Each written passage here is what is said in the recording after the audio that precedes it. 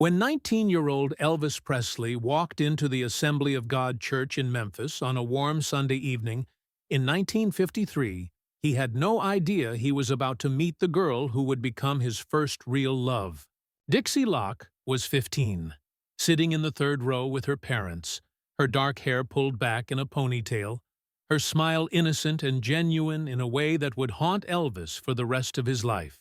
He stared at her through the entire service, barely hearing a word the preacher said. And when she caught him looking and smiled back, something shifted in the universe. This is the story of the love that came before the fame, before Priscilla, before the pills and the pain. The pure, uncomplicated love of two teenagers who had no idea that in just 2 years, everything would change forever. But on that Sunday evening in 1953, they were just Elvis and Dixie. And for a brief, beautiful moment, that was enough. Memphis in 1953 was a city on the edge of transformation. Music was shifting, blues mixing with country, creating something electric. Elvis Presley worked at Crown Electric, driving a truck, trying to figure out his life. He'd graduated from Humes High the year before, and while classmates moved on, Elvis felt stuck. He lived with Vernon and Gladys in Lauderdale Court's housing project. Money was tight. But Elvis had a dream, making music, being somebody, lifting his family from poverty. He'd already recorded at Sam Phillips's Memphis recording service earlier that year, paying $4 to cut My Happiness as a gift for his mother. Marion Keisker noticed something special in his voice, but nothing had come of it yet. Elvis was still just another poor kid with big dreams. Church was one of the few places where Elvis felt truly alive. The Assembly of God Church was Pentecostal, passionate worship, emotional services. People shouted, swayed, spoke in tongues.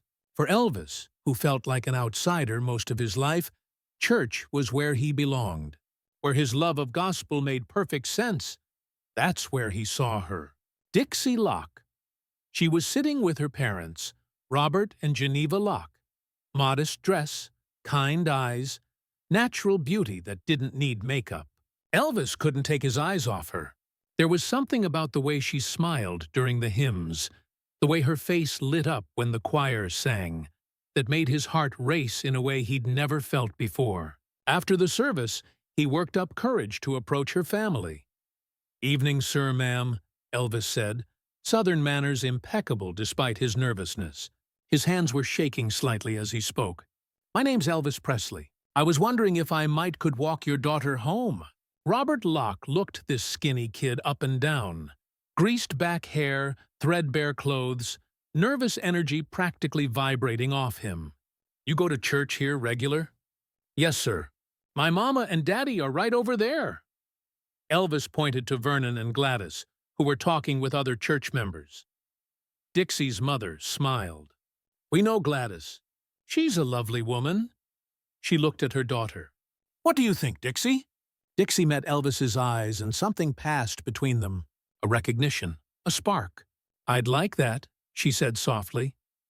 As they walked through the Memphis evening, thick with humidity and cicadas, Elvis talked more than he'd ever talked to a girl. He told Dixie about his music dreams, about winning a talent show singing Old Shep, about how his mother believed in him when nobody else did. And Dixie listened, really listened, in a way that made Elvis feel seen. "What kind of music do you want to make?" Dixie asked as they reached her family's modest home. "I don't rightly know yet," Elvis admitted, looking down at his worn shoes. "Gospel, for sure, but also something different. Something that makes people feel alive, you know? Something that matters." Dixie smiled, and in that moment, Elvis thought it was the most beautiful smile he'd ever seen. "I think you will. You've got something special. I can tell." "What kind of music do you want to make?" Dixie asked as they reached her family's modest home. "I don't rightly know yet," Elvis admitted. "Gospel, for sure, but also something different. Something that makes people feel alive, you know? Something that matters." Dixie smiled. "I think you will. You've got something special. I can tell. But here's the shocking part. Neither of them knew that this innocent evening walk would become the foundation of a love so pure and real that it would haunt Elvis for decades. A love that existed before fame, before money, before the world wanted a piece of him. The last time Elvis Presley would ever be just Elvis. Over the next year, Elvis and Dixie became inseparable. He'd pick her up from Hume's High in borrowed cars. They'd go to movies, church socials, the roller rink. Elvis didn't have money for fancy dates, so they'd often just drive around Memphis, talking for hours, dreaming about the future.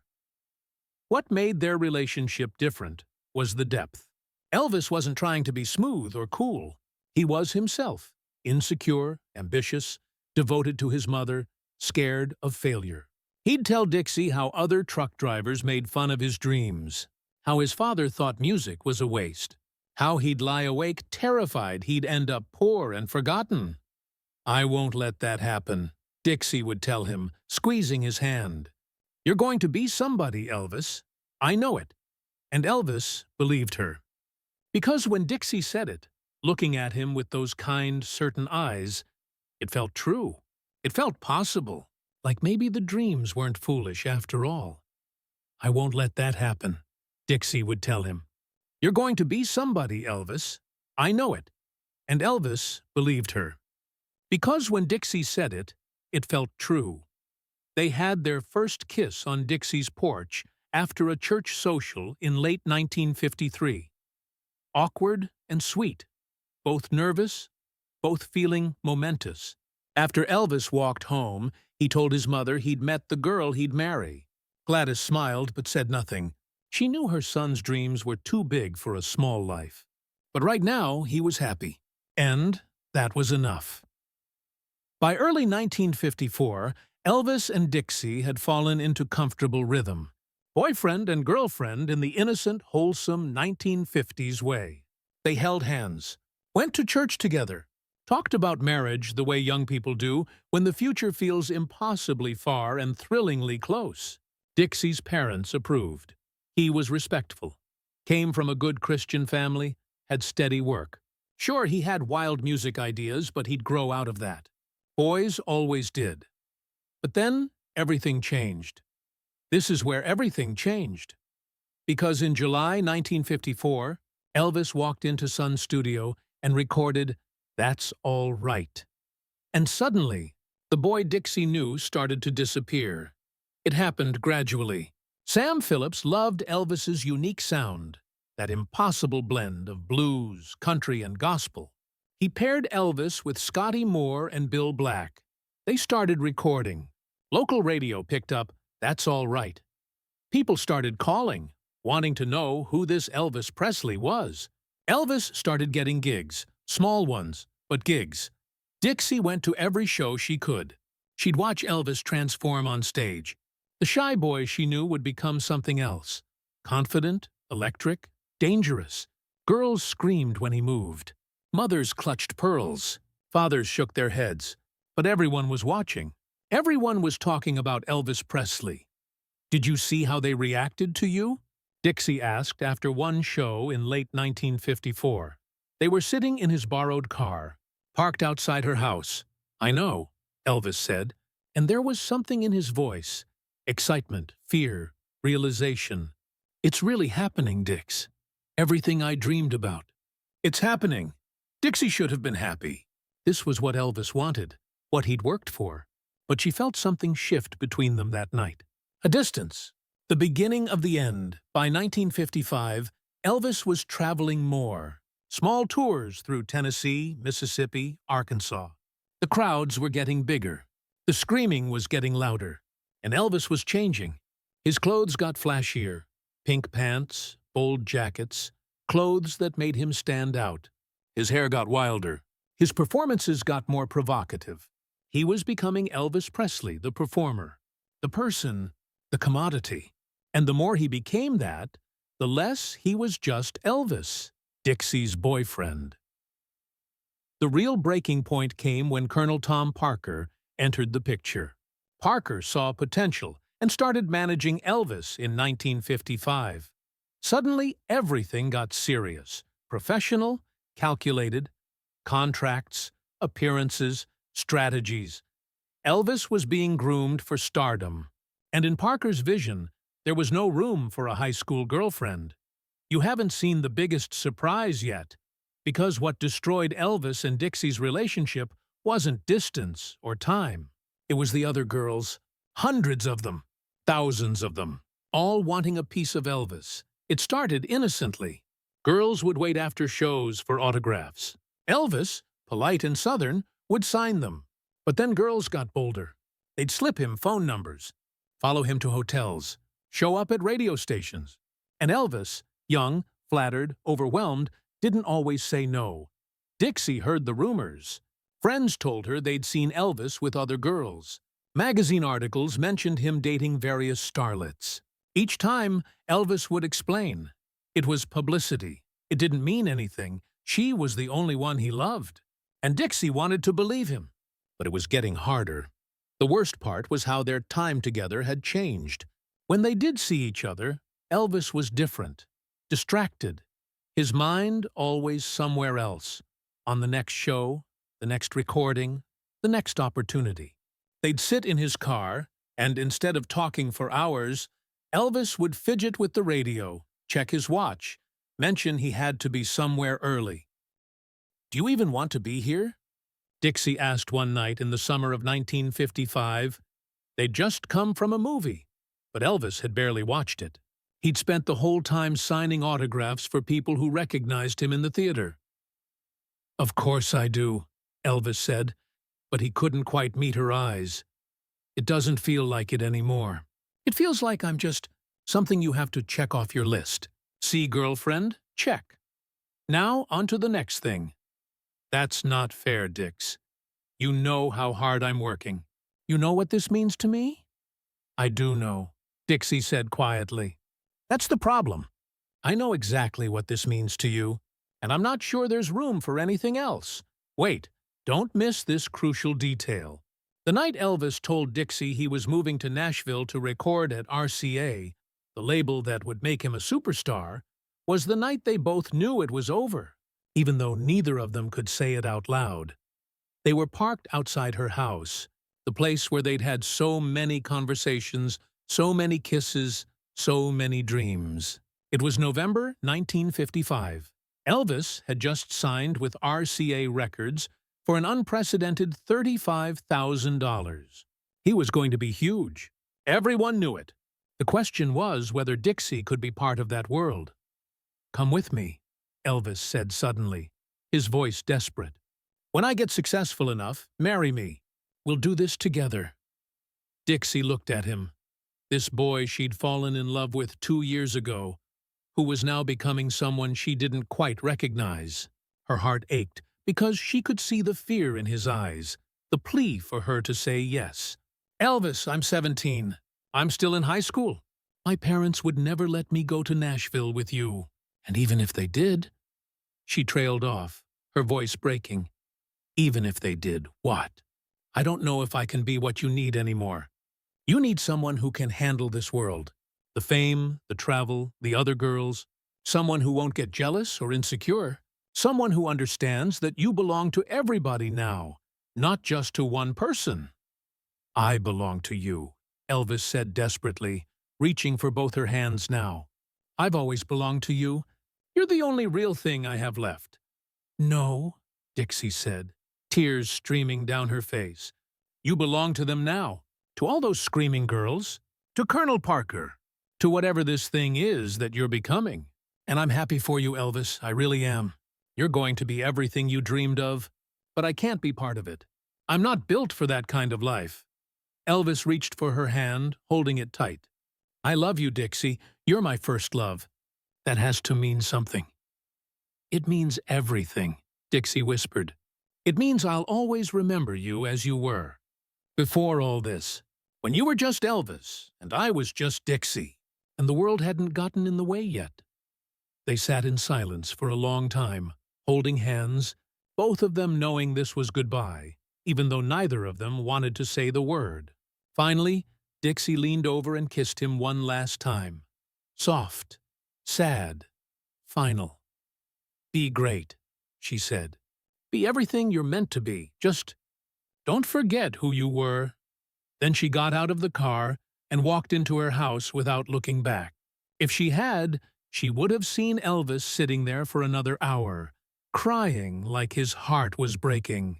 Because it was, what you're seeing now is nothing compared to what came next.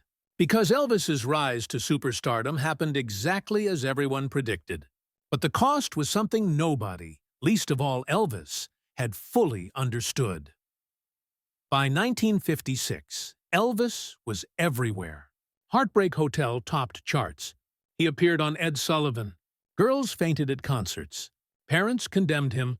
Religious leaders called him devil's music.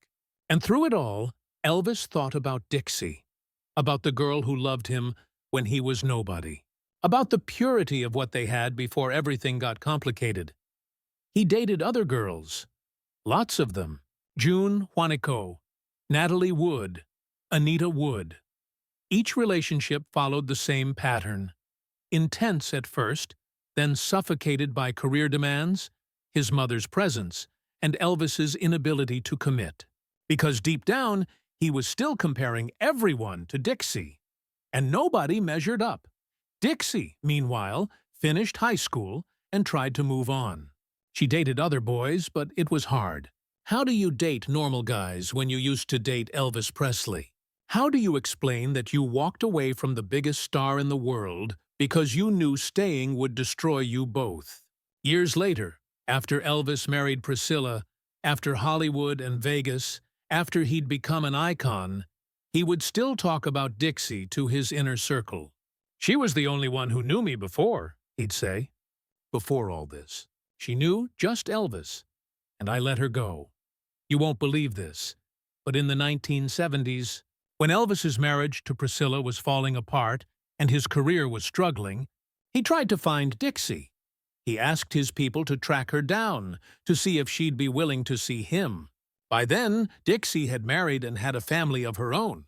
She'd built a quiet, normal life in Memphis, the life she'd always wanted, the life Elvis could never have given her.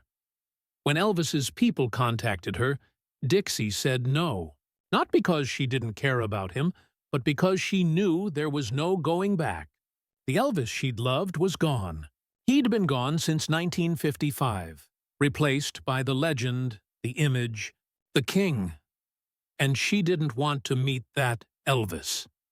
She wanted to remember the 19-year-old boy who walked her home from church and told her about his dreams. Hold on. This is when it gets real. Because what happened in the final months of Elvis's life proves just how much Dixie had meant to him. In 1977, during his final tour, Elvis was performing in Memphis. He was 42, overweight, addicted to medications, barely able to get through shows. His voice was shot, his energy gone. He was a shell. But in Memphis, he did something unexpected. He asked his road manager to drive him past Dixie's old house. The house was different now, new owners, new paint.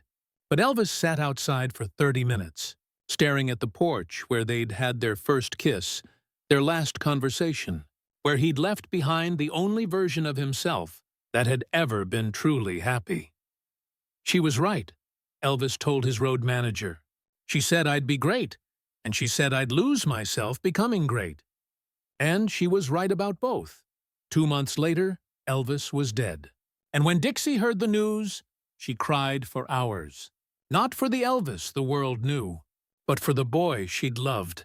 The boy who'd walked her home from church. The boy who'd told her he was going to change the world. The boy who'd kept his promise, even though it cost him everything. The tragedy of Elvis and Dixie isn't that they broke up. The tragedy is that Dixie saw clearly what fame would do to Elvis, and she loved him enough to let him go. She knew staying would mean watching him transform into something that left no room for her.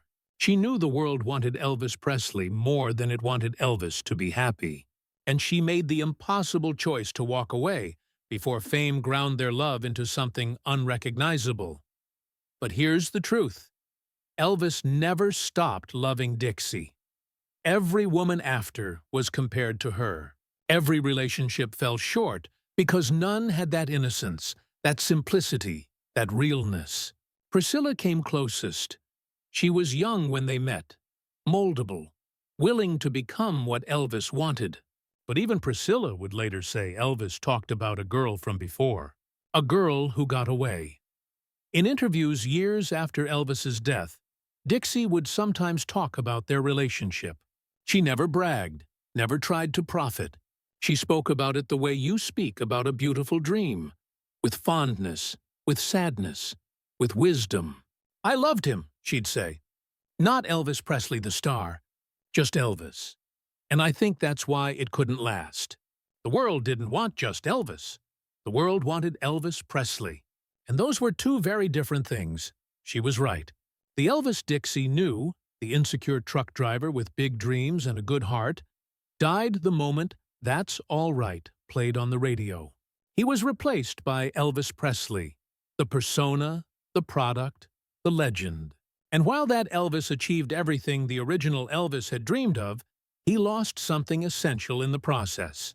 He lost his authenticity, his peace, his ability to have real relationships. And ultimately, he lost himself.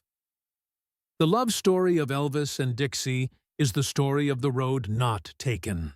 What might have been if Elvis had chosen love over fame, simplicity over stardom, happiness over greatness. Would he have been better off? Maybe, maybe not. But he would have been himself. And for Dixie, that would have been enough. Years after Elvis died, a box of letters was found in Graceland. Letters he'd written but never sent. Many were to Dixie. In them, Elvis poured out his heart, his regrets, his memories, his longing. One letter, dated 1976. "Dear Dixie, I think about you more than I should. I think about what life would have been like if I'd chosen you. Would I be happier? Probably. Would I be famous? Probably not. But maybe that would have been okay. Maybe being happy is better than being great. I hope you're happy. I hope you got the life you wanted. I hope you think about me sometimes and remember me the way I was. Love always, Elvis." Dixie never saw that letter. It stayed in its envelope, sealed, hidden away with all the other things Elvis couldn't say out loud. But if she had seen it, she would have cried. And then she would have smiled, because she would have known that somewhere inside the legend, inside the king of rock and roll, inside all the pills and the pain and the pressure, there was still a piece of the boy she loved. The boy who walked her home from church. The boy who believed in dreams. The boy who was just Elvis. That's the legacy of Elvis's first love. Not the headlines or the fame or the eventual tragedy, but the memory of a time when love was simple and real and uncomplicated by the world. A time when two teenagers could sit in a car and talk for hours and feel like they had all the time in the world. A time before the screaming, before the mansion, before the pills, before everything went wrong. Dixie Locke gave Elvis Presley something nobody else ever could. The experience of being loved for who he was, not what he could become.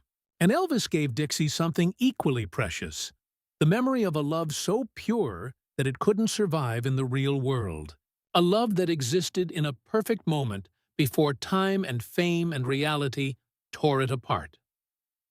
In the end, both of them were right.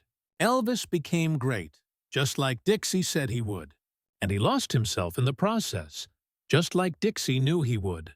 She saved herself by walking away, and she saved her memory of him by refusing to see him after he'd become the legend.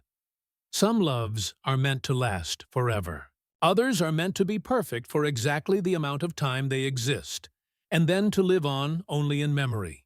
Elvis and Dixie's love was the second kind, and maybe that's okay. Maybe it's better to have one perfect love that ends at the right time than to watch that love decay under the weight of fame and expectation and reality. Dixie Locke lived a long, quiet life in Memphis. She married, had children, built a normal existence far from the spotlight. When she died in 2023 at age 85, her obituary mentioned she'd once dated Elvis Presley.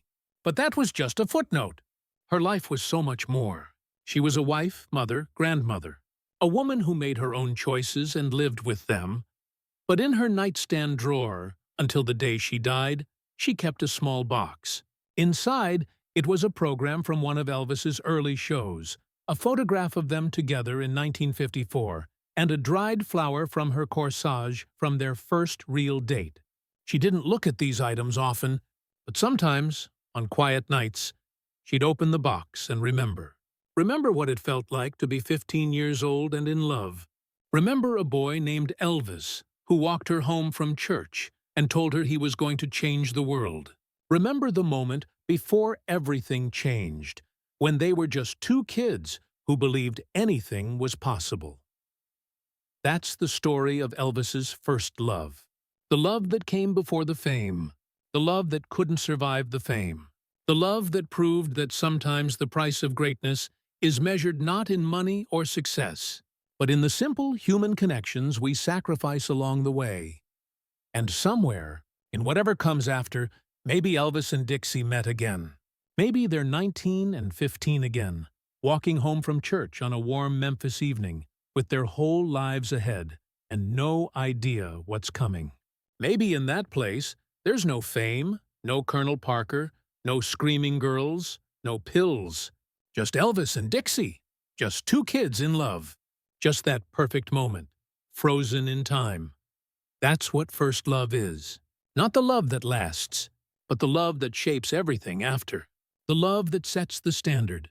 The love that, no matter how many years pass, stays perfectly preserved in memory.